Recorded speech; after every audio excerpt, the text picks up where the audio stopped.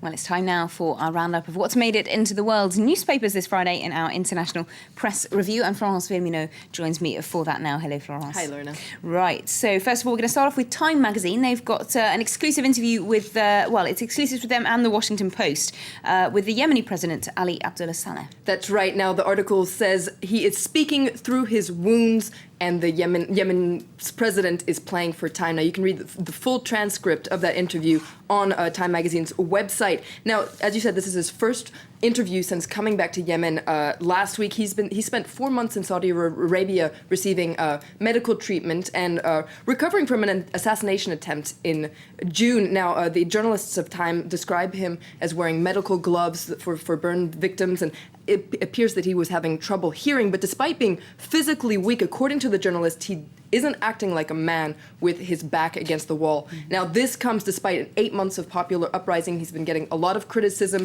and pressure from international pressure to step down, but he denies that his government was behind the harsh crackdown. He blames his political rivals and defectors within the army, and he makes it very clear that he will only relinquish power on his own terms. Basically, he says he won't run for president, but he'll stay, he won't step down as long as his key rivals remain in influential positions. Now, according to the journalists, they say that his belligerent stance could lead the country to civil war.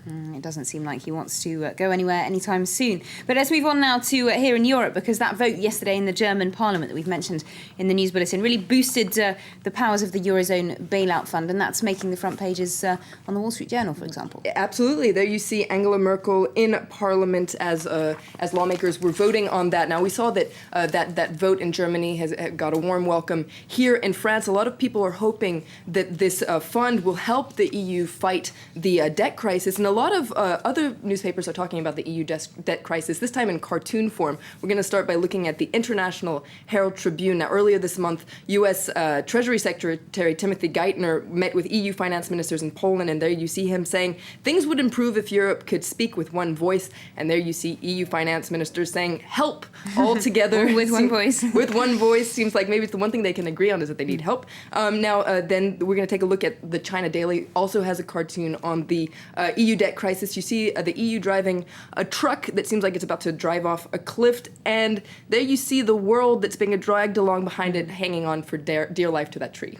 Okay, so certainly not very positive outlooks from the cartoonists there. But speaking of China, in the China Daily there, a lot of papers talking about the launch of China's first space lab module yesterday. That went up into space, didn't it? That's right. Now, it's on the cover of China Daily. Tiangong blasts off. Now, there you see the photo of it blasting off in the Gobi Desert. According to the China Daily, China's space dream took a step closer to reality. Now, the module is called Heavenly Palace, and it can function as a space lab. Now, China's move has unnerved certain countries, though, because they wonder, why is China going solo? Why didn't it add on to the International Space Station? And they wonder if there could be some sort of an ulterior motive. But a man called John Coulter, who's an Australian researcher helping the Chinese, says that there is nothing James Bondy about this. There's no evil plot to control the world. This is for science, because and he says that China's independent initiative will leapfrog technical, financial, and legal difficulties that have hampered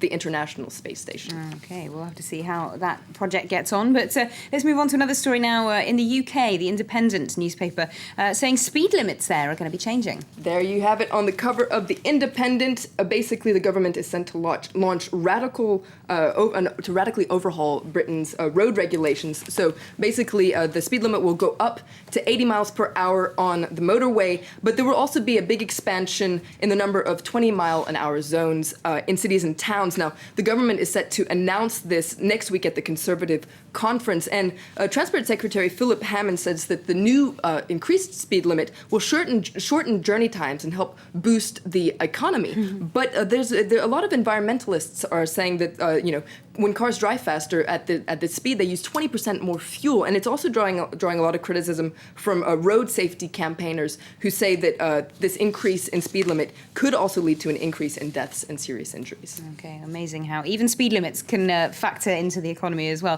Thanks very much indeed, Florence, for that look at all this Friday's international newspapers.